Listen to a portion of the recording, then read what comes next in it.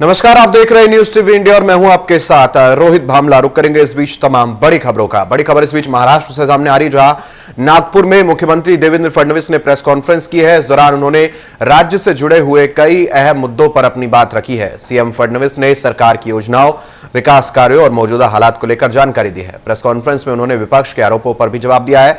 मुख्यमंत्री ने कहा कि सरकार जनता के हितों और राज्य के विकास को लेकर लगातार काम कर रही है। तो मुख्यमंत्री देवेंद्र फडणवीस ने प्रेस कॉन्फ्रेंस के माध्यम से विकास कार्यों को लेकर जानकारी साझा की है, जहां पर उन्होंने विपक्ष के आरोपों का जवाब दिया है। साथ ही साथ उन्होंने राज्य में विकास कार्यों को लेकर जानकारी दी और महाराष्ट्र के हालात पर भी उन्होंने विस्तृत जानकारी दी है। तो नागपुर में सीएम देवेंद्र फडणवीस ने प्रेस कॉन्फ्रेंस कर विकास कार्यों की जानकारी साझा की है। महाराष्ट्र की जो जेनजी, महाराष्ट्र के जो युवा आज इस मैदान पर थे, 25,000 लोग, कोई गाड़ियां नहीं लगाई गई, किसी को पैसा नहीं दिया गया, सारे के सारे लोग ऑर्गेनिकली यहां पर आए। कुल 1.25 लाख लोगों ने इस कार्यक्रम में सहभागिता दी और विशेष रूप से महाराष्ट्र की जो परंपरा है ढोल, इस ढोल को जो 585 ध्वजधारक है उनकी टीम्स ने सहभागिता लेकर एक नया वर्ल्ड रिकॉर्ड आज यहां पर तैयार किया है। और शिक्षा हो, कौशल्य हो, स्टार्टअप हो, स्पोर्ट्स हो, कला हो, हर चीज में एक बड़ी सहभागिता, हमारे जेनजी की दिशा क्या है ये दिखाने वाला ये कार्यक्रम था।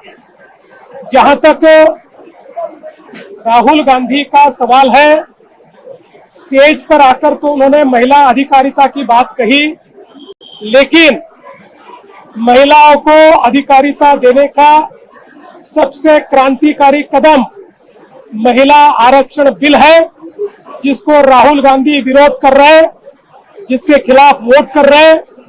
महिलाओं को अधिकार देना नहीं चाहते। मैं ऐसा मानता हूं, खाने के दांत अलग है, दिखाने के दांत अलग है। वहीं नवी मुंबई में केंद्रीय मंत्री गिरिराज सिंह ने वंदे मातरम को लेकर कांग्रेस और विपक्ष पर निशाना साधा है। उन्होंने आरोप लगाया कि 1937 में वोटों की राजनीति के चलते वंदे मातरम में बदलाव किया गया था। गिरिराज सिंह ने कहा कि प्रधानमंत्री नरेंद्र मोदी देश के विकास के साथ साथ विरासत को भी आगे बढ़ा रहे हैं। उन्होंने कहा कि भारत की पहचान सनातन से जुड़ी हुई है। साथ ही राहुल गांधी के प्रदर्शन को लेकर भी हमला बोला और इसे राजनीतिक दिखावा बताया।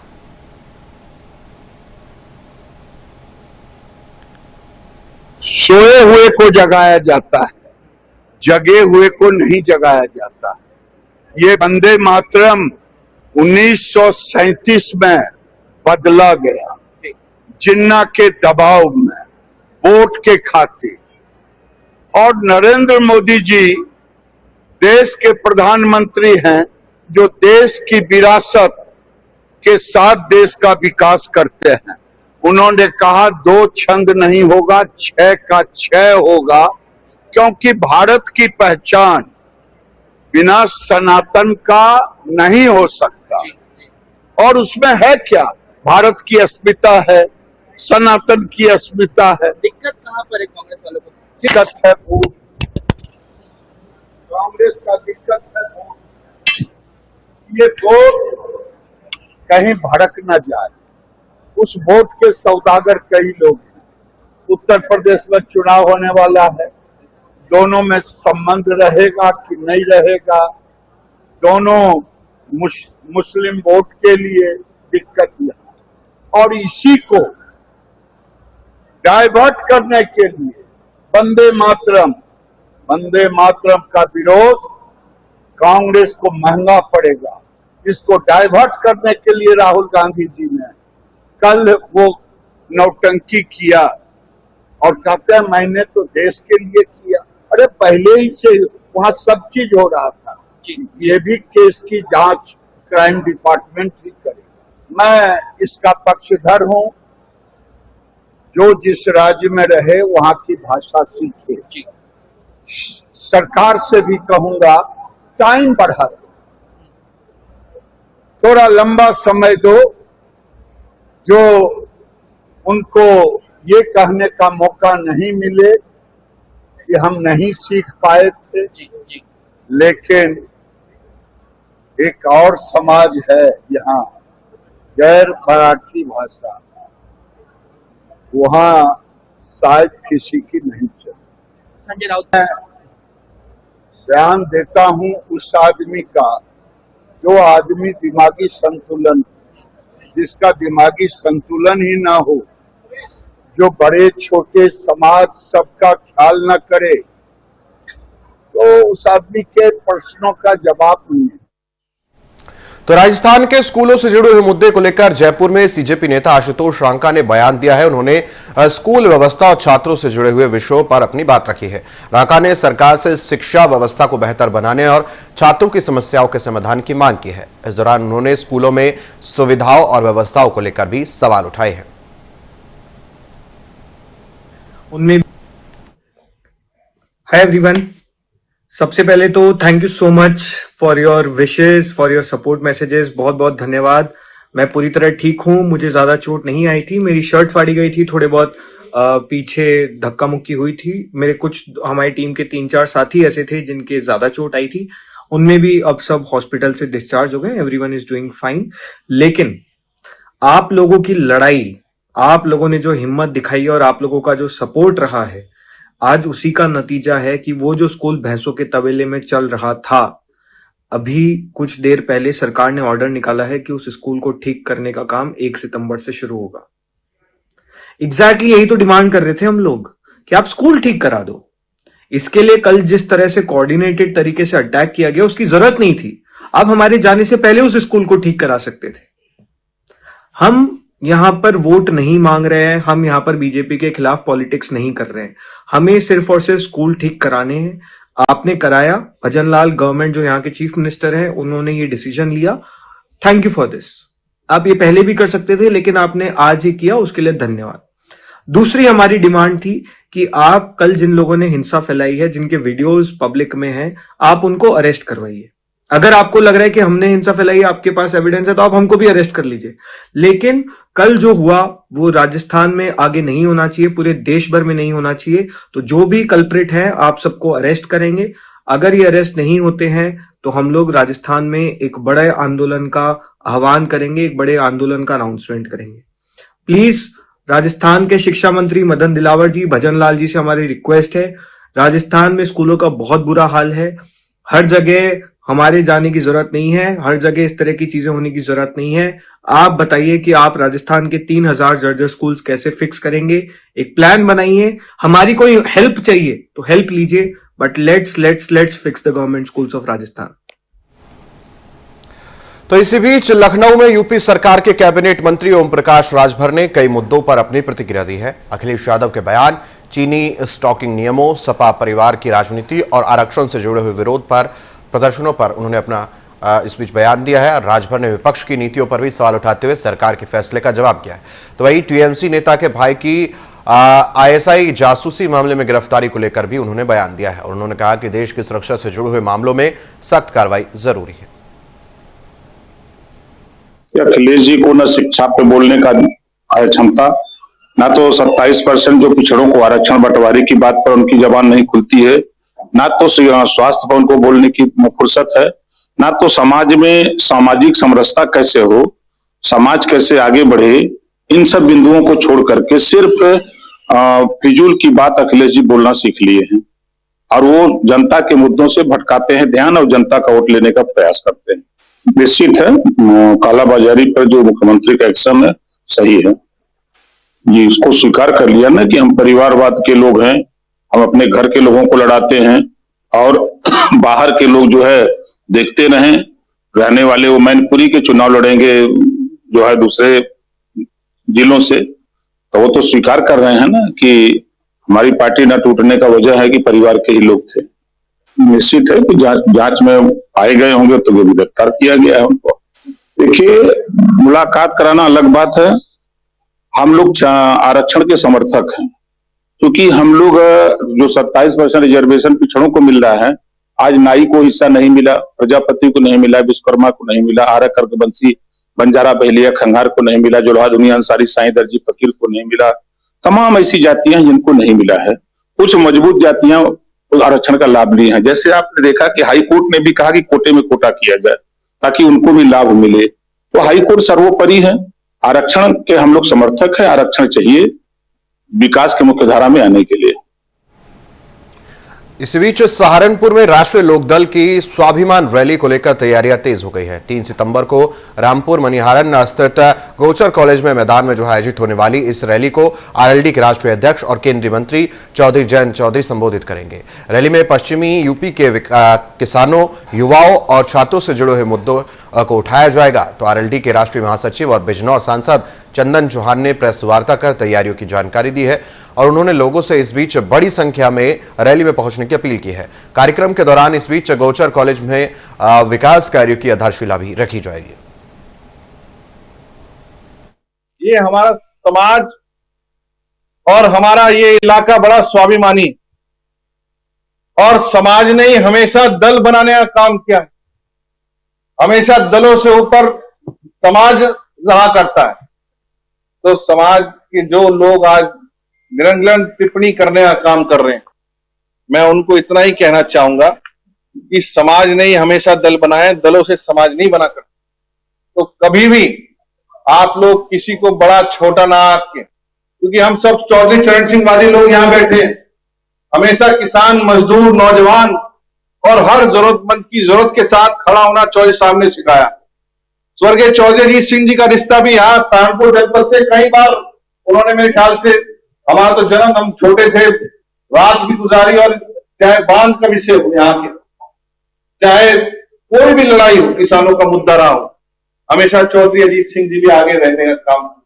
ये विश्वास हम दिलाने आए हैं कि जयंत चौधरी जी के मन में भी, उनके दिलों में भी वही रिश्ता, वही प्यार, वही लगाव जैसा चौधरी साहब के समय में था, आज भी हम सब वही लगाव जयंत जी की आंखों में देखते हैं। और वो चाहते हैं खुद इसका आके अपने लोगों से मिलना, उनकी बातों को याद करना। तो मुझे पूरी उम्मीद है कि वो बड़ी संख्या में यहाँ लोग उनका स्वागत करेंगे, और निश्चित रूप से जो रिश्ता 3 पीढ़ियों से चलता है चौधरी साहब का, वो आने वाले समय भी चलता रहेगा। मुझे इतना ही कहना था। मेरे साथी और भी है, पत्रकार साथियों के सवाल मैं ले लूंगा। 3 सितंबर को एक महारैली है आरएलडी की तरफ से सहारनपुर में, उसको लेकर चंदन चौहान जी हमारे साथ मौजूद हैं। सर, 3 तारीख को रैली है, राष्ट्रीय अध्यक्ष जी आ रहे हैं, संबोधित करेंगे। बहुत खुशी, बहुत हर्ष का विषय है। आने वाली 3 तारीख को आदरणीय जयंत चौधरी जी रामपुर मनिहारन दिन बृहस्पतिवार समय 11 बजे गोचर महाविद्यालय में पधार रहे हैं स्वाभिमान रैली को संबोधित करने, जहां हमारे साथी, तमाम साथी, गोचर जो महाविद्यालय है समाज की सबसे बड़ी सभा है, हमारी समिति है, कॉलेज है, संस्था है, उसमें चौधरी साहब के सामने जब निमंत्रण गया कि हम सब बुलाना चाहते हैं, हम धन्यवाद करते हैं अपने नेता को, उन्होंने उस निमंत्रण को स्वीकार कर लिया और अब हम बड़ी संख्या में उनका स्वागत करेंगे और जो हमारे मुद्दे हैं उनके समक्ष रखने का काम करेंगे। आपने शिक्षा की और रोजगार की बात की है, खाली पेपर में उम्मीद लिखा है, उम्मीद क्यों है? देखिए, उम्मीद ही हमेशा, प्रयास और उम्मीद, ये 2 शब्द अहंकार के नहीं है। जो हमने किया है वो हम ये कहते हैं कि हमसे ज्यादा किया ही नहीं, तो वो आकलन जनता का गलत करती है। हमेशा हम संतुलित भाषा में बोलते हैं। चौधरी चरण सिंह जी के हम अनुयायी हैं।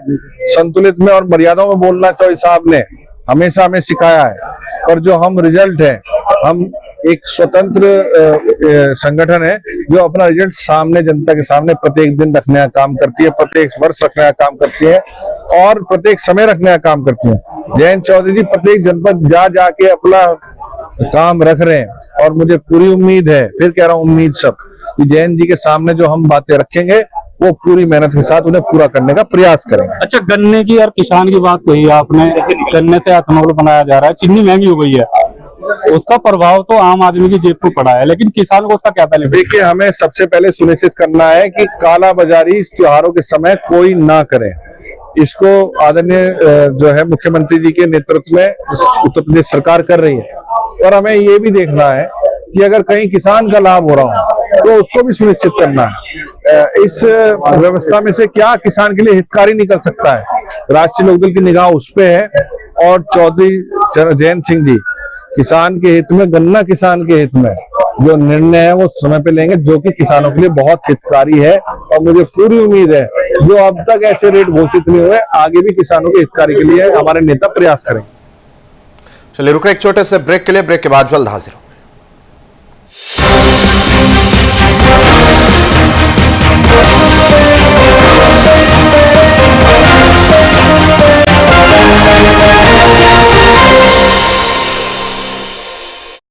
रील बनानी थी, ये मैल देखो।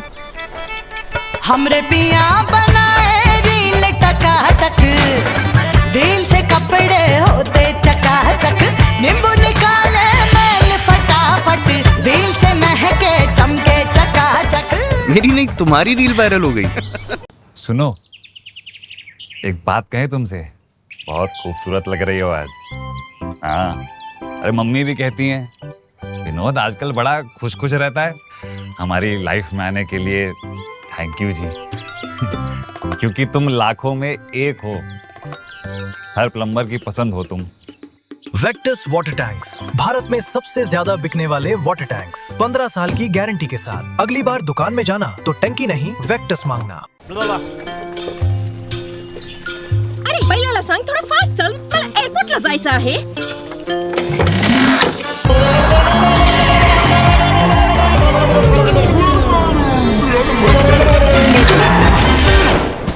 थैंक्स। सेंटर फ्रूट, कशी जीभ वळवळली। ये मेरी लाइफ का सबसे बेस्ट पल है। आईवीएफ से मुझे मिला खुद का बच्चा पाने का बेस्ट मौका। इंदिरा आईवीएफ की खास टेक्निक देती है आने वाले बच्चे को एक नेचुरल गर्भ जैसा वातावरण। इंदिरा आईवीएफ, खुशखबरी का बेस्ट मौका। गैस, कब्ज, तेजाब, मंद अग्नि या अपच, कोई भी पेट की बीमारी यानी कि पाचन तंत्र की समस्या, हम लोगों ने क्लिनिकल रिसर्च के बाद पेट यकृत प्लिया शुद्धि किट का निर्माण किया है, जिसको डिटॉक्स किट भी बोलते हैं, जो ऑनलाइन वे आपके पास के मेडिकल स्टोर पर उपलब्ध है। सुनो, एक बात कहें तुमसे, बहुत खूबसूरत लग रही हो आज। हाँ, अरे मम्मी भी कहती हैं विनोद आजकल बड़ा खुश खुश रहता है। हमारी लाइफ में आने के लिए थैंक यू जी। क्योंकि तुम लाखों में एक हो, हर प्लम्बर की पसंद हो तुम। वेक्टस वाटर टैंक्स, भारत में सबसे ज्यादा बिकने वाले वाटर टैंक्स, 15 साल की गारंटी के साथ। अगली बार दुकान में जाना तो टंकी नहीं, वेक्टस मांगना। इस कचरे वाले ट्रक से इनका सामना होगा या नहीं, क्या पता। ये इस गंदे दरवाजे को छूकर निकलेंगे या बचकर, क्या पता। और कीचड़ मिट्टी में इन्हें कब कहाँ उतरना पड़े, क्या पता। लाइफ में कब क्या हो, क्या पता। इसलिए मेरा भरोसा सिर्फ डेटॉल, जिसकी 12 घंटे प्रोटेक्शन मेरे परिवार को बचाए बीमारी फैलाने वाले जर्म से और रखे पूरे दिन प्रोटेक्टेड। Dettol, B 100% sure. लोग बोलते हैं आयुर्वेद में बड़ी बड़ी बीमारियों का इलाज संभव नहीं है। मैं आपसे बोलता हूं, अगर आप पंचकर्मा कराते हो, नेचुरोपैथी की मदद लेते हो, डाइट ठीक करते हो, योगा करते हो, आप बॉडी को डिटॉक्स करते हो, तो बड़ी बड़ी बीमारियों को हरा सकते हो।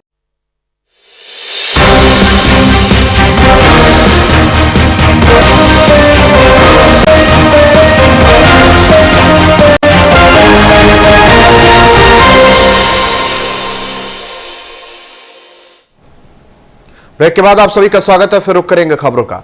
दिल्ली में समाजवादी पार्टी के सांसद अवधेश प्रसाद ने सपा प्रमुख अखिलेश यादव, चीनी स्टॉकिंग नियमों और सपा परिवार को लेकर उठ रहे सवालों पर प्रतिक्रिया दी है। उन्होंने विपक्ष की राजनीति और सरकार के फैसलों को लेकर अपनी बात रखी है।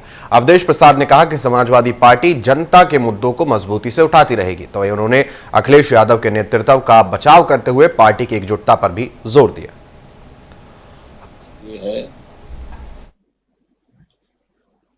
जिस तरह भारतीय जनता पार्टी की सरकार का और सरकार में बैठे हुए उत्तर प्रदेश के मुख्यमंत्री जी का जो व्यवहार मुसलमानों के लिए है, वो व्यवहार संविधान की आत्मा के विपरीत है। संविधान के प्रेम्बिल में जो अधिकार दिया गया है उसके पूरी तरह से विपरीत आचरण है। और समय समय पर ऐसी भाषा बोलते हैं बाबा योगी आदित्यनाथ जी, जो किसी सभ्य समाज के लिए और उत्तर प्रदेश जिसका गौरवशाली इतिहास है, देश के बराबर एक देश उत्तर प्रदेश है ये, और यहाँ के मुख्यमंत्री एक साधु सन्यासी हैं। ये जो भाषा बोलते हैं किसी साधु सन्यासी या उत्तर प्रदेश जैसे विशालतम प्रदेश के मुख्यमंत्री की नहीं हो सकती है। अक्सर बोला करते हैं, तो उनकी मंशा तो यही है कि हमारी भाषा से ऊब करके घर छोड़ के चले जाए, लेकिन घर छोड़ने वाला कोई नहीं है। ये देश सबका है। इस देश की आजादी में इन्होंने भी बढ़ चढ़ कर हिस्सा लिया है। यहाँ अपने राम प्रसाद मिश्र, राजेंद्र सिंह लहरी ने हंसते हंसते फांसी के फंदे चुके हैं, वहीं पर अतफाकुल्ला 27 साल की उम्र में फैजाबाद जेल में अंग्रेजों द्वारा उनको फांसी दी गई थी। तो इनका देश के लिए योगदान है, देश के लिए कुर्बानियां हैं।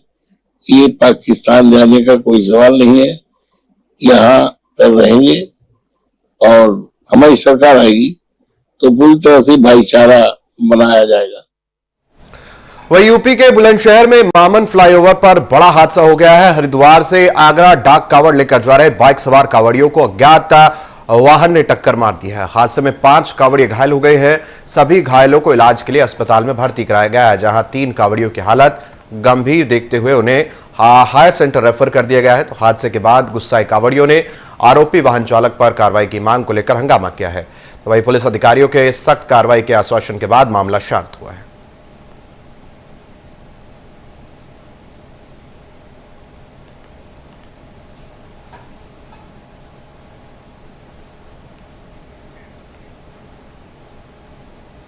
वहीं अमरोहा देहात थाना क्षेत्र के गांव डाइडेरा में पारिवारिक विवाद के चलते महिला की हत्या से हड़कंप मच गया। आरोप है कि पति ने इस बीच फावड़े से हमला कर पत्नी की जान ले ली। तो मृतका की पहचान जो है 45 वर्षीय रूबी के रूप में हुई है। घटना की सूचना मिलते ही SP Lakhan Singh Yadav police team के साथ मौके पर पहुंचे और घटनास्थल का निरीक्षण किया। पुलिस अधिकारियों ने मामले की जानकारी जुटाई है और जांच के निर्देश दिए हैं। तो शव को पोस्टमार्टम के लिए भेज दिया गया है। तो पुलिस घटना के कारणों और आरोपी के खिलाफ जो आगे की कार्रवाई में जुट गई है। थाना अमरोहा देहात क्षेत्र के डाइडेरा गांव से लगभग 7 साढ़े 7 बजे के आसपास ये सूचना प्राप्त हुई कि एक महिला की उसके ही पति द्वारा फावड़े से सर पे मारकर हत्या कर दी गई है। तुरंत थाने के पुलिस फील्ड यूनिट सभी अधिकारी मौके पर पहुंचे। शव को पुलिस ने गांव वालों की मदद से अपने कब्जे में ले लिया है, जहां उसको मॉर्चरी भिजवाया जा रहा है। पोस्टमार्टम और पंचायतनामा की कार्रवाई की जाएगी। आगे इस मामले के सभी पहलुओं की गहराई से जांच की जा रही है और तहरीर प्राप्त करके आगे विधिक कार्रवाई की जाए। वहीं मुंबई में गणेशोत्सव की तैयारियों के बीच बड़ा हादसा सामने आया है। भुलेश्वर इलाके में शनिवार रात गणेश आगमन के दौरान भुलेश्वर या राजा की प्रतिमा गिर गई। हादसे में 2 लोगों की मौत हो गई, जबकि 5 लोग घायल बताए जा रहे हैं। आपको बता दें कि घायलों में 2 मासूम बच्चे भी शामिल हैं, जिनकी उम्र 5 और 7 साल है। घटना के बाद मौके पर अफरा तफरी मच गई है। राहत और बचाव टीमों ने इस बीच घायलों को अस्पताल पहुंचाया है, जहां उनका उपचार चल रहा है। तो मामले में जो है पुलिस जांच कर रही है और हादसे के कारणों का पता लगाया जा रहा है।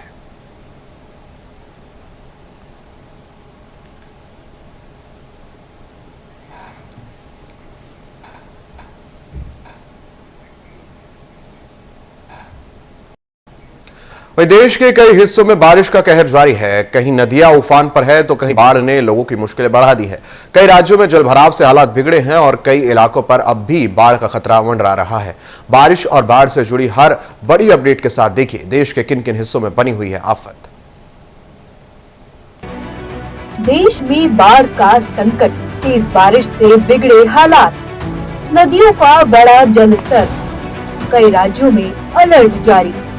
बारिश के बाद देश के कई राज्यों में हालात लगातार बिगड़ रहे हैं। पहाड़ों से लेकर मैदानों तक पानी का प्रहार जारी है। कई नदियां उफान पर हैं और खतरे के निशान के करीब पहुंच चुकी हैं। वहीं निचले इलाकों में रहने वाले लोगों की चिंता बढ़ गई है। प्रशासन भी अब अलर्ट मोड पर है और लोगों से सावधानी बरतने की अपील कर रहा है।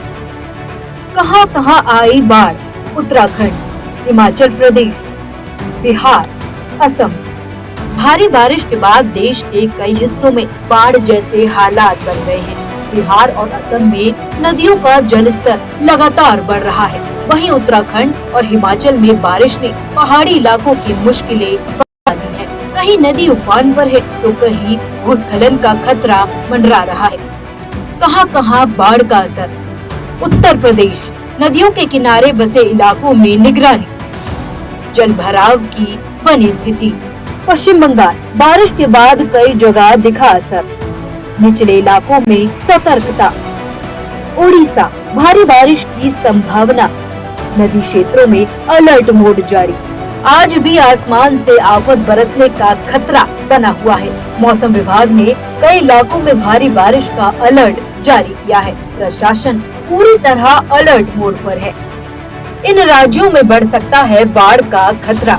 अलर्ट मोड पर राज्य उत्तराखंड, हिमाचल प्रदेश, बिहार, असम, उत्तर प्रदेश, पश्चिम बंगाल।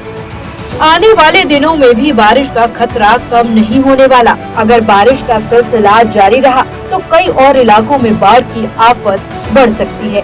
खतरे को देखते हुए प्रशासन ने राहत और बचाव टीमों को तैयार रहने के निर्देश दिए हैं। भारत का बाढ़ में प्रभावित प्रदेश बिहार, असम, उत्तराखंड, हिमाचल। मौसम अलर्ट यूपी, बंगाल, ओडिशा, बिहार। संभावित खतरा पहाड़ी राज्य और नदी किनारे इलाके। बारिश राहत भी लाती है और कई बार आफत भी बन जाती है। फिलहाल देश के कई हिस्सों में प्रशासन अलर्ट पर है और लोगों से सावधानी बरतने की अपील की जा रही है। फिलहाल इस बुलेटिन में इतना ही। तमाम खबरों के लिए बने रहिए हमारे साथ, देखते रहिए न्यूज़ टीवी इंडिया।